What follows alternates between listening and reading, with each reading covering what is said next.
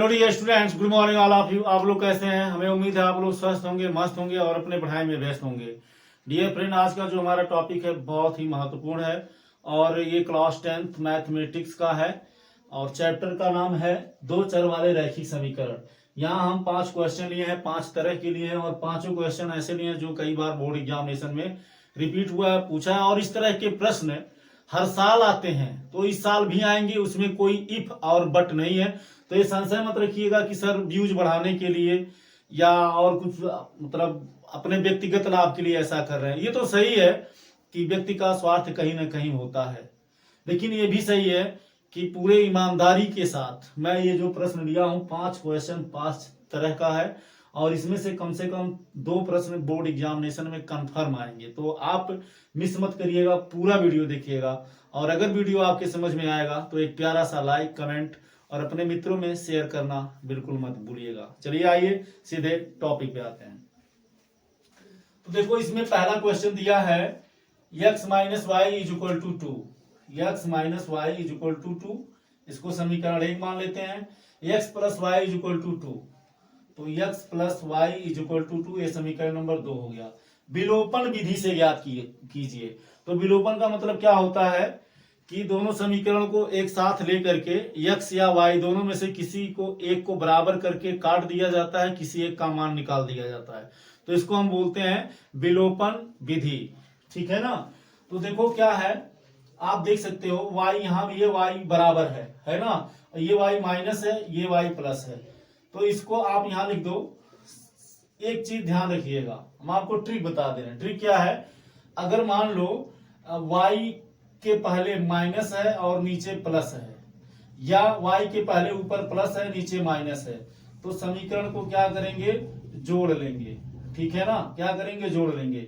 इसी तरह से अगर y के सामने ऊपर वाले समीकरण में भी माइनस है, जैसे यहां दे रखा है, नीचे वाले में भी माइनस है, या फिर समीकरण में y के आगे प्लस है या y के आगे नीचे यहां भी प्लस है, तो इसको क्या करेंगे, घटा लेंगे। क्या करेंगे, घटा देंगे।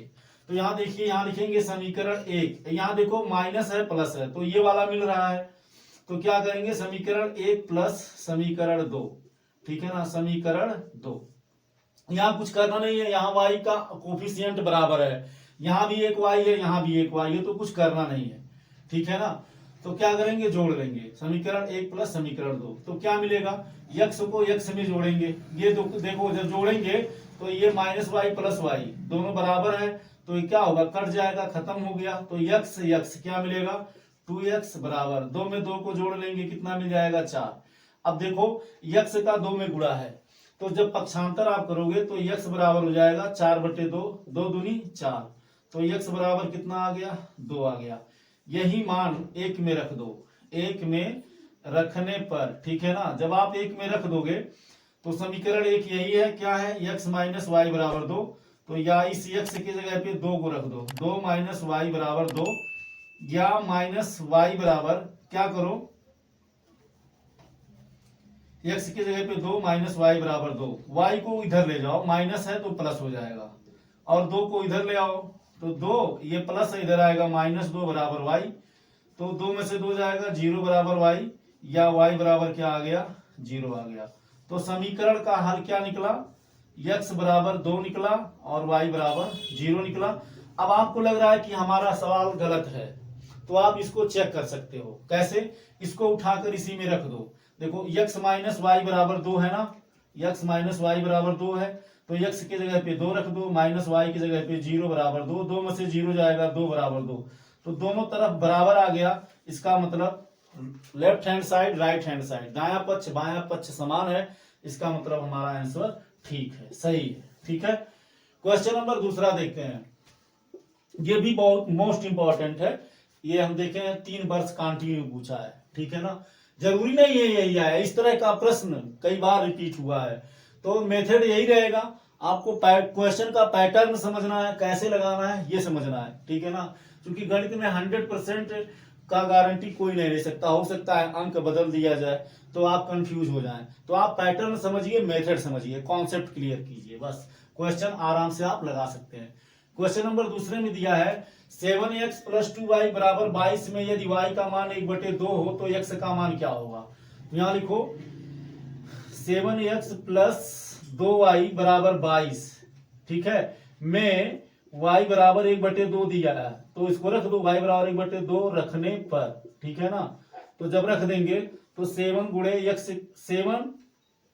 7x प्लस 2 गुणे y की जगह पर क्या रख देंगे 1/2 बराबर हो गया 22, तो 2 से 2 कट जाएगा, तो 7x प्लस 1 बराबर क्या मिलेगा 22 मिलेगा, या 7x बराबर हो जाएगा 22, ये प्लस है इधर ले आइए तो माइनस, पक्षांतर कर देंगे, ट्रांसपोजिशन कर देंगे, तो +1 है इधर आएगा -1 हो जाएगा, ठीक है। अब देखो 7x हो गया, अब 22 में से 1 निकल जाएगा तो 21 होगा। अब 7x का मतलब 7 का x में गुणा है, तो जब इधर आप ले जाओगे तो क्या हो जाएगा भाग हो जाएगा, तो x बराबर हो जाएगा 21/7, ठीक है, और 7 3 21, 7 3 21, तो x बराबर कितना आ गया 3। यानी कहने का मतलब है अगर 7x प्लस 2y बराबर 22 में y बराबर 1/2 रखेंगे तो x का मान 3 आएगा, ठीक है, समझ में आ गया।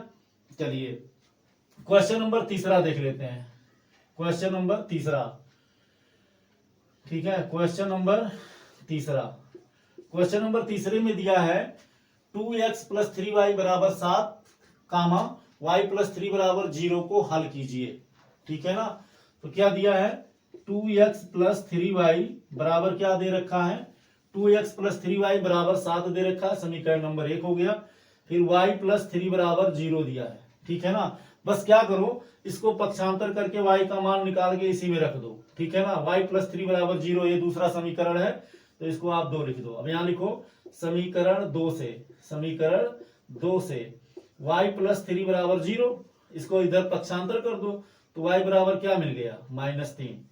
अब y बराबर -3 इसी एक में रख दो, x का भी मान निकल जाएगा, y बराबर -3 एक में रखने पर तो देखो 2x प्लस 3 इंटू इस y के जगह पर क्या रख देंगे -3 रख देंगे, तो ब्रैकेट लगा दो, चूंकि माइनस है, बराबर क्या है 7 है तो 7 हो गया, तो ये हो गया 2x प्लस, देखो प्लस का गुणा माइनस में होगा तो क्या हो जाएगा माइनस हो जाएगा, 3 3 का 9 बराबर 7 हो गया, या 2x बराबर क्या मिलेगा -9 है, इधर आएगा +9 हो जाएगा, तो 7 धन 9 हो जाएगा, तो 2x बराबर क्या मिला 9 7 16, ठीक है ना। अब x का 2 में गुणा इधर आएगा तो भाग हो जाएगा, तो x बराबर हो गया 16/2, और 2 का भाग 16 में देंगे तो 8 आएगा, तो x बराबर क्या निकल के आया 8, क्या निकल के आया 8। तो यहाँ आपका समीकरण का हल क्या हो गया, यहाँ लिखो, इसलिए x = 8 कामा y = -3, ये हो गया आपका आंसर, ठीक है। तो चलिए आप इसका स्क्रीनशॉट ले लीजिए, इसके बाद में हम आपको नेक्स्ट क्वेश्चन कवर कराते हैं, ठीक है। आप इसका स्क्रीनशॉट ले लीजिए, क्वेश्चन नंबर 4 और क्वेश्चन नंबर 5। आप बिल्कुल मत घबराइए, हम आपको पूरे चैप्टर का रिवीजन बोर्ड एग्जाम से पहले पूरे मैथ का पूरे साइंस का पूरा रिवीजन करवा देंगे।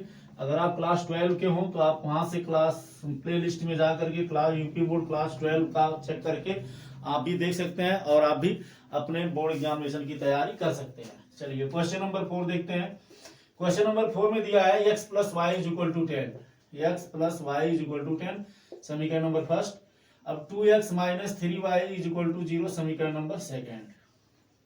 अब कह रहा है को प्रतिस्थापन विधि से हल कीजिए। तो प्रतिस्थापन विधि का मतलब क्या होता है, दिए गए दोनों समीकरण में से किसी एक समीकरण से x या y का मान निकाल लेते हैं और दूसरे समीकरण में रख देते हैं। तो वहां से हमको किसी दोनों चर में से यानी x और y या a b c d या p q r जो भी दिया है उसका मान आसानी से निकल जाता है, फिर उसको दूसरे वाले में रख देते हैं, फिर हमको पहले वाले का मान मिल जाता है। तो यहाँ देखिए, यहाँ हम लिख देते हैं, अगर हम इसको लेते हैं तो फ्रैक्शन बन जाएगा, तो फ्रैक्शन बन जाएगा तो लगाने में थोड़ा दिक्कत होगी, हो सकता है आपसे गलत हो जाए, तो इसलिए ये ध्यान दिया जाता है कि हम ऐसे समीकरण को लेते हैं जिससे फ्रैक्शन ना बने। तो हम पहला वाला ले लेते हैं, यहाँ लिखो समीकरण 1 से, समीकरण 1 से देखो x प्लस वाई = 10, y को हम पक्षांतर कर दे रहे हैं, तो x बराबर क्या मिलेगा 10, ये प्लस इधर आएगा माइनस हो जाएगा, ठीक है ना। अब यहाँ लिखो मान, इसको क्या करोगे, ये एक से लिए हैं, अब x बराबर 10 माइनस वाई निकला ना, अब इसको इसी 2 में रख दो, 2 में रखने पर, 2 में रखने पर, ठीक है। तो 2 में 2 गुणे 2 है क्या, पहले पूरा समीकरण लिख लेते हैं, 2x minus 3y is equal to 0 है, तो 2 इंटू इसी x के प्लेस पर 10 माइनस वाई रख देंगे, 10 माइनस वाई, फिर माइनस 3y ऐसे लिख लीजिए, इज इक्वल टू 10 हो गया। अब 2 का गुणा 10 में करेंगे तो 20 होगा, माइनस 2 का गुणा y में करेंगे 2y माइनस 3y बराबर हो गया 10। अब क्या करेंगे, इसको इधर पक्षांतर कर देते हैं, अंक को अंक की ओर, ठीक है ना। तो देखो माइनस 2y माइनस 3y दोनों का सिंबल समान है, तो एक में जोड़ लेंगे, तो 3 2 5y, दोनों के सामने कौन सा सिंबल है माइनस का, तो यहाँ माइनस 5y लगा देंगे, ठीक है। अब देखो यहाँ बराबर है, बराबर लगा देंगे 10, अब देखो प्लस 20 है ना, जब इसको इधर पक्षांतर करोगे तो माइनस 20 हो जाएगा, ठीक है। अब माइनस 5y बराबर, अब देखो ये माइनस 20 है और ये प्लस 10 है, तो ये सिंबल क्या है, डिफरेंट है, अलग अलग है, तो क्या करेंगे घटा देंगे, तो 20 में से 10 घट जाएगा, कितना आएगा माइनस 10। तो या चलिए यहां लगा देते हैं, या y बराबर क्या हो जाएगा माइनस 10 में माइनस 5 का डिवाइड, चूंकि y में 5 का डिवाइड मल्टीप्लाई है तो इधर जाएगा गुणा भाग हो जाएगा, तो माइनस से माइनस कट गया, 5 2 जा 10, 5 का भाग 10 में देंगे 2 आएगा, y बराबर 2 यहां लिखेंगे, इसलिए x इज इक्वल टू कितना आ गया, x इज इक्वल टू आया है हमारा, अच्छा अभी x का मान नहीं निकला, इसलिए x बराबर क्या है 10 माइनस वाई बराबर 10 माइनस इस y का मान कितना निकला 2 निकला, तो 2 रख देंगे, तो या इसलिए या x बराबर क्या मिल जाएगा 10 से 2 जाएगा 8, ठीक है यहाँ लिखेंगे, इसलिए x is equal to 8 comma y is equal to 2। अब अगर आपको लग रहा है हमारा क्वेश्चन गलत है तो यहाँ रख के आप चेक कर लीजिए, देखो x plus y is equal to 10, अब x के प्लेस पर 8 रख देंगे और y के प्लेस पर 2 रख देंगे, x के जगह पर 8 निकला है 8 रख दो, और y के जगह पर 2 निकला है तो यहाँ 2 रख दिए, तो 8 में 2 जोड़ने बराबर 10, 8 में 2 जोड़ेंगे 10 बराबर 10, तो दायां पक्ष बायां पक्ष left hand side right hand side equal आ गया, इसका मतलब हमारा सवाल क्या है बिल्कुल 100% सही है, ठीक है। लास्ट क्वेश्चन, क्वेश्चन नंबर 5 दिया है 2x प्लस 3y बराबर 7, 2x प्लस 3y बराबर 7 समीकरण नंबर 1, फिर क्या दिया है 2x minus 3y is equal to 6x plus 2x plus 3y बराबर 7 दिया है, सॉरी ये दूसरा लिख लिया हम, फिर क्या दिया है 6x plus 5y is equal to दिया है 11 समीकरण नंबर 2। अब कह रहा है का अद्वितीय हल है या नहीं, कह रहा बताइए इसका अद्वितीय हल का मतलब जब किसी समीकरण को लगाने के बाद x और y का केवल एक मान निकलता है, अर्थात रेखाएं केवल एक जगह पर काटती हैं तो प्रतिच्छेदी रेखाएं कहलाती हैं, और वहां x और y का सिर्फ एक मान निकलता है तो उसे हम अद्वितीय हल कहते हैं। अनंत हल तब कहते हैं जब दो रेखाएं किसी एक ही रेखा को व्यक्त करें तो उसे हम क्या बोलते हैं संपाती बोलते हैं, ठीक है ना। और जब रेखाएं समांतर होती हैं यानी एक रेखा दूसरी रेखा को कभी नहीं काटती, जैसे रेल की पटरी है एकदम समांतर होती है पैरेलल होती है तो उसे हम समांतर रेखा कहते हैं, वहां x और y का कोई हल नहीं होता। और तो अब आपको बताना है अद्वितीय हल है या नहीं, तो देखो यहां से आप देखो इसमें ये a1 होगा ये b1 होगा ये c1 होगा, तो a1 बराबर 2 हो गया, b1 बराबर 3 हो गया और c1 बराबर 7 हो गया, इसमें हमारा a2 b2 c2, ठीक है ना। तो देखो इसको पहले आप लगाने से पहले क्या करिए, पहले इसको आप इस रूप में लिख लीजिए ax plus by plus c is equal to 0 के रूप में, ठीक है ना। तो ये हो जाएगा आपका 2x प्लस 3y माइनस 7 बराबर 0, और ये हो जाएगा 6x प्लस 5y माइनस 11 बराबर 0, ये समीकरण 1 ये समीकरण 2। अब यहाँ ये जो हमारा मान होगा इसमें ये a1 का होगा ये b1 का होगा ये c1 का होगा, तो a1 बराबर 2 b1 बराबर 3 और c1 बराबर माइनस 7, a2 बराबर कितना होगा 6 होगा, b2 बराबर कितना होगा 5 होगा, c2 बराबर कितना होगा माइनस 11। अब देखो A1 बटे A2 बराबर हो जाएगा 2/6, काट देंगे, 2 1 कम 2, 2 3 6, 1/3 हो गया।